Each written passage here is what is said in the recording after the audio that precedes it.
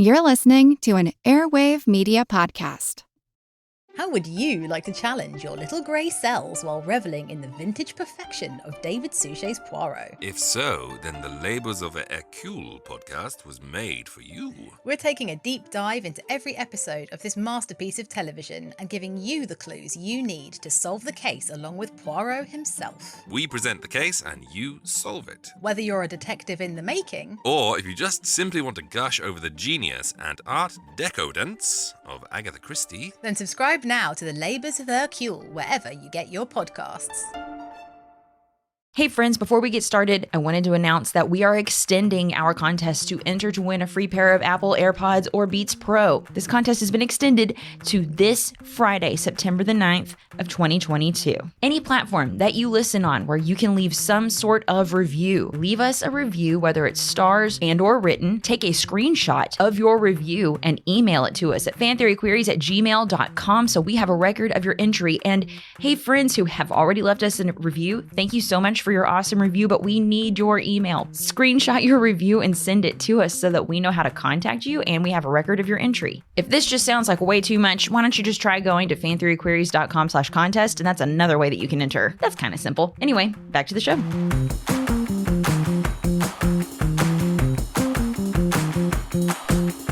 Hey, and welcome to Fan Theory Queries, where we analyze fan theories from all over the internet, but mostly Reddit. I'm Laura. I'm Michael. And I'm Spencer. And don't get any ideas, not all over the internet. There's some places we don't go to. Yeah. Yeah. There are some places that no one should go to. Yeah, that's true. I'm willing to argue. One thing I don't want to argue about today, I want us to all agree on, is this theory that I've brought to you from Cap Region Journo. And it is Zordon was the original White Ranger in Power Rangers. Like the OG Power Rangers? Well, you'll find out as we read Okay. the theory. Got it. I'm assuming, I'm making an assumption here that we all watched Power Rangers as kids. You know what happens when you assume things? You might be wrong. That's true. I have not watched Power Rangers. The only Power Rangers that I have watched is the movie that came out a few years ago. It's like, I think Dacre Montgomery from Stranger Things was the Red Ranger. And What? That's awesome. Yeah. I remember seeing the trailers for that because at the end, it did sound really cool when they did the Yeah. really I neat. enjoyed that movie. I just didn't watch the show as a kid. To be fair, I wasn't really allowed to watch the show as a kid, but I just never got into it. Were you also a household that wasn't allowed to watch Rugrats as a kid? Yep. Because of Angelica? I don't know why. I have never seen Rugrats either, so...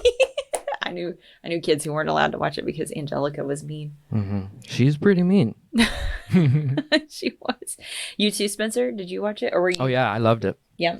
Yeah, I watched the Power Rangers, the only original series. I didn't really do like Power Rangers in Space or anything like that. Same. You know, the OG, Bulk Skull, the Putties, Rita Repulsa. Like even when Zed started coming into the play, that's about where I started to drop off. In favor of Big Bad Beetleborgs, everybody. Oh my gosh, with the Jay Leno lookalike. Yeah, Flabber, the ghost. That was so the theme song for Power Rangers is much more rockin'. Yeah, definitely. But the Beetleborgs. Big Bad Beetleborgs. That one's really catchy. Yep. But yeah. Okay, so why don't we get into this and see if you can follow along, Michael. Okay. The origins of the White Ranger coin/powers have been a source of fan speculation for years, apparently. In Mighty Morphin Power Rangers, so that's what I watched and Spencer watched, season 3. So this is after I stopped watching. I think I only watched the first 2 seasons. You know which season you watched? I'm thinking I only watched the first 2 seasons. Okay. But what they're about to start talking about is stuff I don't know who these people are. I see.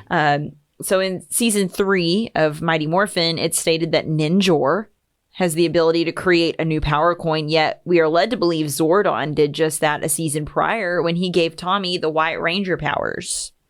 So Zordon is this dude in a glass tube. He's just like a floating head. Okay, yeah, I remember because I believe Bryan Cranston played him in the movie. Are you serious? Yes, he did. That's correct.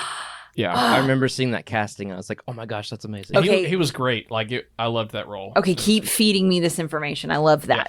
So the Pink Ranger was Naomi Scott, who played Jasmine in the live action Aladdin. Ooh, She was really good. that's awesome. That was the first thing that I ever saw her in. Yeah. So that was before Aladdin. That's a great yeah. choice. So yeah, he's the dude in the tube, and he's like, they're almost like a Charlie for Charlie's Angels of having to tell them where to go. Yeah, that's kind of the vibe I got from the movie. Yeah. Okay. Was Alpha in the movie? Ay, ay, ay, ay, ay. He's a robot. I think it was like a throwaway cameo at one point. Look and see on the IMDb's while I read this. Yeah. Okay. So if Zordon can't create the coin, where did it and the powers for the White Ranger come from? I'd like to propose, or OP, that Zordon was the very first Power Ranger and wielded the power of the White Tiger coin. In my mind, Zordon is the first being to learn to tap into the powers of the morphing grid to defend the innocent. Maybe at first it's not a full-on morph, but him tapping the energy within to increase his strength, a la Troy in the latest episode of Super Mega Force. Don't know what they're talking about. And lob the occasional fireball in the fight against Rita and Lord Zed's forces during the early days of their war.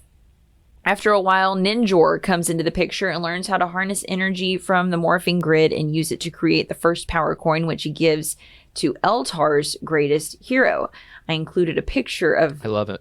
Ninjor here for our reference because I didn't know who Ninjor was. Yeah, It looks that's inflated. pretty much exactly how I pictured Ninjor whenever I heard the name. Mm-hmm. Yeah. So obviously this is a huge game changer, and the forces of evil find their own ways of harnessing the power while jealously eyeing the original and early teams of Power Rangers, the pre-Ju Sentai. And I think that's how you say it. Sure. Even though they can use the morphing grid, they're unable to create their own Power Rangers, their own proper Rangers. There I am assuming again. Every time they try, they get monsters instead. The original Ranger teams are eventually killed or stationed on planets ravaged by the larger war with Zed, Dark Spectre, and Alliance of Evil, while Ninjor is forced to flee to Earth to try and protect his secret. This spreads Power Ranger forces thin and leaves Zordon alone. Rita finds out Ninjor and the Zeo Crystal are on Earth and heads there herself, followed by Zordon. Once there, it's a race to find the new power coins hidden throughout the planet. Zordon is successful in capturing 5, but the 6th falls into Rita's hands. Eventually, Rita and her crew are imprisoned on the moon, and Zordon is trapped in a time warp, which keeps him phasing through dimensions, which is why he needs his tube to maintain a presence on Earth, you know. Yeah. Yeah, of course. As Makes one sense. does. Yeah. But because he's stuck in the time warp, let's do the time warp again. No. I had to throw it in there somewhere. You did not. He's unable to morph, rendering his power coin useless. He can't transfer his powers to another since, as seen when Jason, Trini, and Zach left for the peace conference, you need the Sword of Light to pass a power coin to another. Duh, how could we forget this? Maybe that was a safeguard put in place by Zordon and Ninjor, so if any Power Ranger was captured, their Power Rangers couldn't be stolen and used for evil. He could have sent the Rangers to grab the sword earlier in the conflict, but since doing so would be dangerous and he didn't really need to until the 3 Rangers left, he let it be. Zordon had been bonded with the coin for a long time, and though he had the Sword of Light, he still couldn't easily transfer his coin to a new Ranger. Again, maybe he didn't look too hard into it, as he didn't necessarily need to, until Tommy lost his Green Ranger powers. But the loss of the Green Ranger and the increased threat presented by the alliance of Lord Zed and Rita made him realize the team needs a 6th hero, and that he must finally hand down his own powers to make it happen. Yes. That's when he and Alpha, Which, by the way, is voiced by one Bill Hader in the movie. Oh, Yeah. nice. That's a good pick. Mm-hmm. And Rita is played by Elizabeth Banks. Yes, that's good. That's Yeah, really good. She did a great job. Okay, so that's when he and Alpha started experimenting on his old power coin / suit and looked for ways to transfer them to Tommy. Luckily, Tommy had already been given some of Zordon's energy to temporarily recharge the green power or the Green Ranger powers, and this made him better suited for the powers and ultimately is the reason why he's able to wield them. Cue the episode White Light and the rest is history. And that, ladies and gentlemen, is the unnecessarily complicated backstory I created so I can sleep at night with both a Green and White Ranger toy displayed on my shelf at the same time. Too long didn't read. Zordon was the original White Ranger but couldn't hand off his coin without the Sword of Light and another human with a similar life force. Yeah, this is too long, and I wouldn't have read it. But you read it, so thank you. You're welcome. Yeah. And I think he's right, how this person nails it on the head when they say that it is an unnecessarily complicated backstory. There's a lot of stuff in there that I don't even know about. Mm-hmm. I was thinking back to my earliest memories, or my latest memories, I guess, of Power Rangers. I remember playing it on the playground. I remember going to me see too. a movie in the movie theater. Were you the Pink Ranger? Were you Kimberly? Yeah. And I was Jason. duh. I remember playing it before Jason. I mean, What do you mean before Jason? Jason didn't show up right at the very Yes, he beginning. did. The Green Ranger wasn't there for the first, You're thinking that's Tommy. Jason is red. Oh, okay. Yes, I get Jason and Tommy mixed up. Sorry. How? I don't know. Well, to be fair, just listening to this, it sounds like all of this came from the mind of like a 6-year-old boy. Right. All the names and everything. Kimberly, Trini. Well, I'm Zordon and Rita Repulsa and all this other stuff. Like Ninjor. I'm fascinated to understand. I'm surprised I haven't looked into this. I guess it's because it's not important to me anymore. But like, where the origins, like you bring up a good point because they use footage from like a Japanese show with like the big kaiju fights and that kind of thing. Mm-hmm. So do they just pull this from a show that's already made over there into their own thing, or is this an adaptation? That's what I would like to know. It's basically like an English dub. Mm-hmm. But then all that live action stuff has to be done, redone with American actors speaking English, is my understanding. Okay, so, I mean, I remember the movie that came out in the 90s, but it still had the original cast in it. I feel like it was shortly after Zed was introduced on the series, and then in this movie, I don't know, there's this different bad guy, because I mean, you've got Rita and you've got the putties, but then you've got this other guy and he's got this ooze. Oh, I know who you're talking about. Ivan Ooze. Yes, that's right. Yeah, like it was a completely American thing that they made.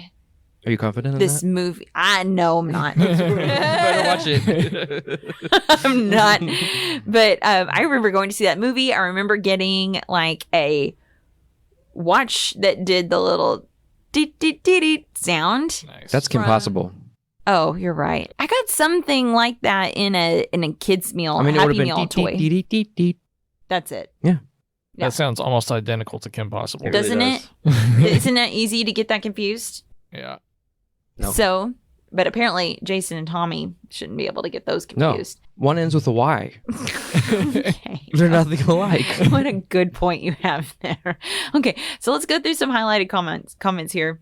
In my head, I always figured he wore the big one suit a lifetime ago. It doesn't look dissimilar to the White Ranger suit.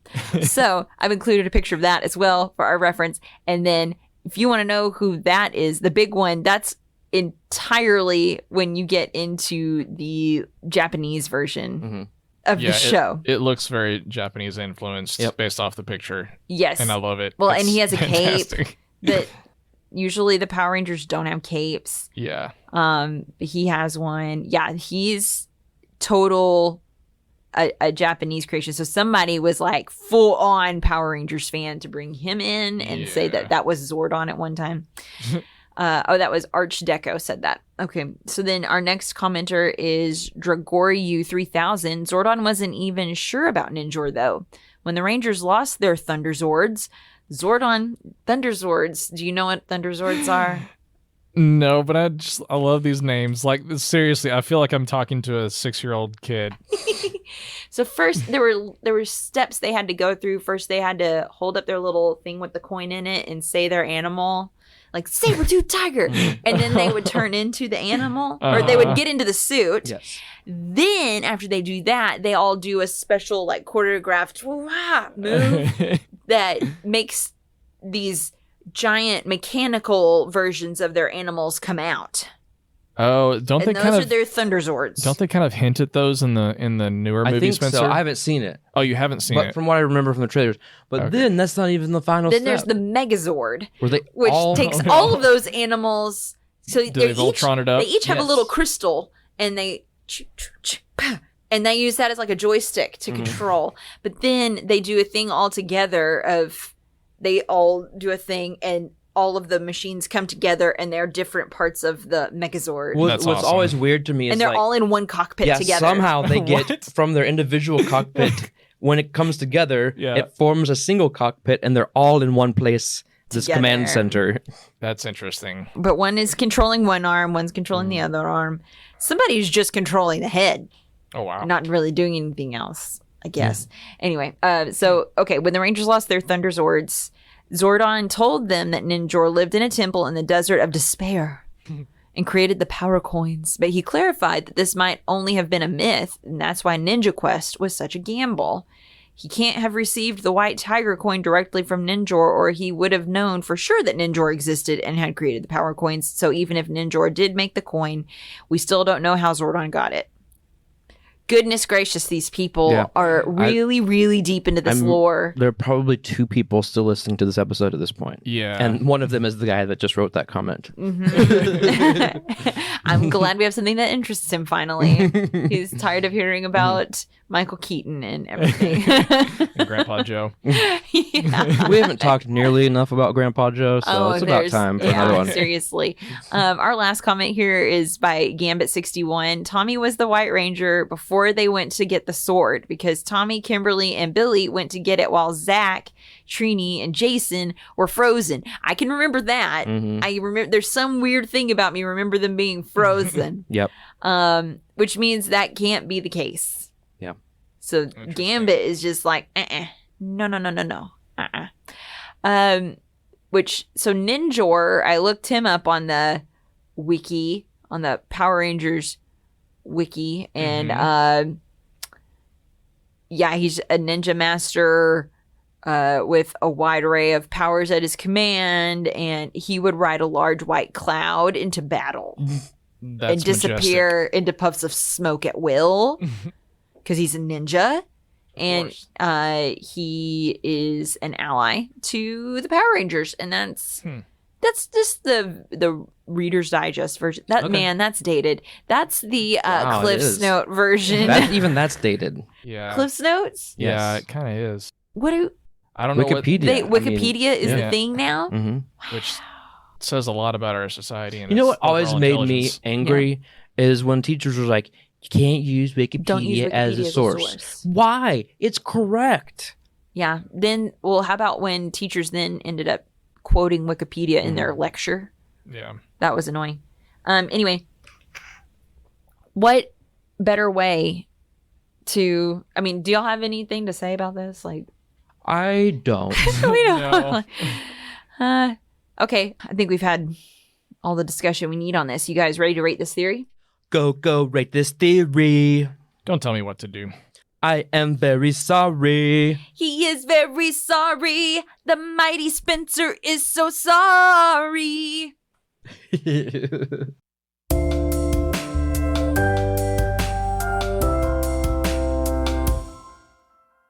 How would you like to challenge your little grey cells while reveling in the vintage perfection of David Suchet's Poirot? If so, then the Labors of a Hercule podcast was made for you. We're taking a deep dive into every episode of this masterpiece of television and giving you the clues you need to solve the case along with Poirot himself. We present the case and you solve it. Whether you're a detective in the making, Or if you just simply want to gush over the genius and art decadence of Agatha Christie, then subscribe now to the Labours of Hercule wherever you get your podcasts.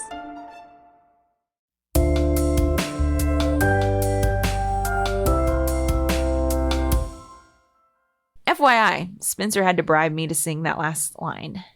I figured. What? Really? You don't think she would just follow the script blindly? No. You know me so well. And speaking of well, Michael, you always do such a good job explaining our rating scale. Can you work your magic again really quick? Accio rating scale.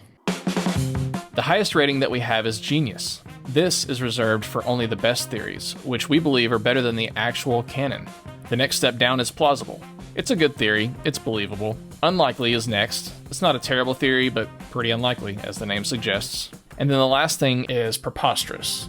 These are the theories that are just stupid. Basically, we're all dumber for having listened to them. Right, so let me hear it. What do you think of this theory? I think that I'm going to imagine in my head the things that I want to imagine and not pay attention to everything word in this because I cannot formulate an opinion based on a lot of these details. Right. Because I haven't seen them and have no idea what this person's talking about. But, I'm looking at that one comment that this guy's like, no, this can't be the case. But, it's Power Rangers. There are lots of, things that aren't always the most logical. So I'm going to say that this is plausible. I can't give it a genius, sorry. But also, they put a lot of effort into it, and I think it's possible that Zordon was the original White Ranger. Okay. Plausible. Okay. Well, I pretty much have zero context for this. So I'm just going to go based off of what we talked about today. And I'm going to have to agree with you, Spencer, that it's plausible. It makes, all of this stuff sounds, like I said, like it was made up by a 6-year-old kid anyway. So it's plausible that Zordon could be the original White Ranger. The White Ranger. Yes, White Ranger. But also, I want to see Bryan Cranston as a White Power Ranger. So I'm going to give it a plausible. See, until you brought it up, I totally forgot that movie existed. Yeah. And we need to watch that together as a group. Yeah. See, and I had no Patreon interest in seeing it, but now I'm all in. I'm like, let's do this. It was such a fun movie. I loved it because that was my introduction to Power Rangers. Because, like I said, I never watched the show. Here's the deal. Here's what we're going to do. Yeah. We're going to do a 2-part series. Okay. Patreon exclusive. We're going to watch the movie, and then Michael's going to watch some episodes from the very original series. And we're going to trade thoughts. Oh boy. Okay. Okay. Anyway, so I'll rate this as well. Yeah. I'm also going to say this is plausible. There was one commenter who was like, that couldn't have happened because the piece of evidence that you're using isn't He was White real. Ranger before they went to get the sword. That's what Gambit 61 says. So I'm like, that kind of probably hurts this theory, but in the end, I don't know enough of the newer stuff, season 3 of a 26 iteration show. Like I'm just gonna say it's plausible just because I kind of like the idea of it. I like that being a reasoning behind it, and it does help me better understand why. Because I remember Tommy when he was the Green Ranger and he was a bad guy. He was evil, and then he was we didn't like him. My first introduction to guys with ponytails. Ooh, yeah. And then I remember it vividly. So then now they've changed his mind and he's a good guy. Then he lost his powers and now he's the White Ranger. And I was like, why does he get to be 2 colors and everybody else has to stay the same thing? So I think that's a better explanation for it. I would like to take one moment to cover our reputations. We like to position ourselves as sometimes experts, but sometimes we choose theories just for the fun of it, not because we have much knowledge of that particular topic. So in this particular case, we have fond memories of the show. It's important to us. It's fun to talk about, but please don't judge us for our lack of knowledge on this particular thing. Yeah. Sound good? And we won't judge you for your lack of knowledge on the other things that we are extremely way too knowledgeable about. That is true. Like Batman's. Yeah. And also wonderful. And Harry Potter. And great transition skills, like knowing that it's time to bring this episode to a close. But before we do, I would like to share a fascinating detail I found on Reddit the other day, guys, if you don't mind. You can look me in the eye now because we're in the same room. This is exciting. Now, I don't know about y'all, but I think that special effects people don't get nearly the recognition enough recognition for their hard work, you know? Oh, absolutely. Right? You don't even know their names. Yeah. You know actors' names. But I mean, And directors. the actors aren't good without the VFX, especially when it comes to Marvel. So that's kind of a burn.